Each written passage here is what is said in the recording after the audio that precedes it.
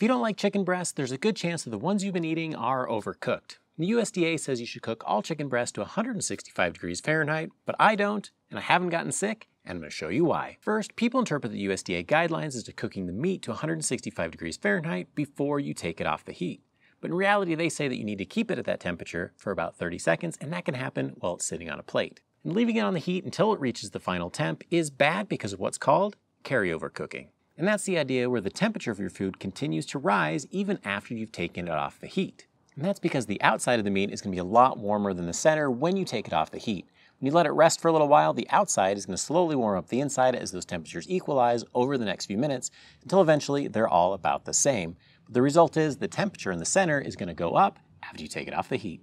To illustrate, I'm going to pull this car and try to stop it directly over the target. If I let go of the string when it hits the target, it's always going to go over. But with a little bit of practice, I can let it go early and it'll coast and stop right on target. For chicken breast, that rise is going to be somewhere around 5 degrees Fahrenheit, but that'll vary depending on how you cook it. If you're cooking at higher temperatures, then it'll be like driving the car faster, and you're going to have to let go of that string a little sooner or take the meat off sooner in order to be able to hit the target temp.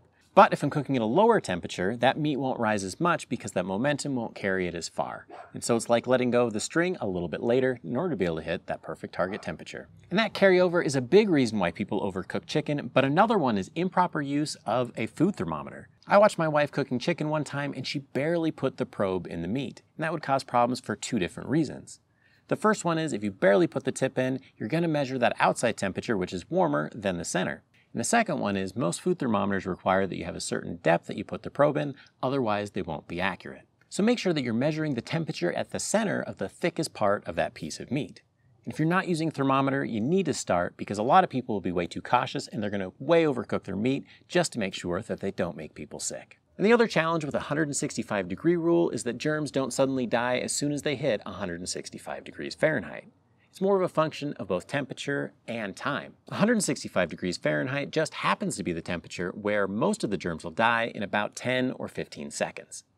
But the reality is that's been happening all along as the temperature has been going up inside of the chicken. So think of the concept of pasteurization, which is super common in all of the dairy products that you buy at the store. What they do is they hold that milk at a higher temperature, say 140 degrees for an extended period of time, and that'll kill enough of the bacteria that'll make it safe for you to drink. And the same thing is happening within your chicken. And that concept was tested in a study that I've linked to, and it said that if you hold your chicken at 155 degrees Fahrenheit for 1 minute, it'll kill just as much bacteria as if you got your chicken up to 165 degrees Fahrenheit for only a few seconds. But the good news is that lower temperature almost guarantees that you're going to have a juicier chicken breast than if you cooked it all the way to 165, where it dries out pretty quick. But that said, if I was cooking for someone who's young, old, infirm, or pregnant, I would always have my target temperature as 165 degrees Fahrenheit just to err on the side of caution.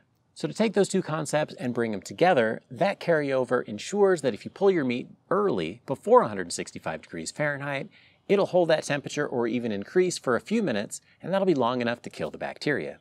So when do I pull my chicken breast? 157 degrees Fahrenheit with a few minute rest seems to be the magic number for me.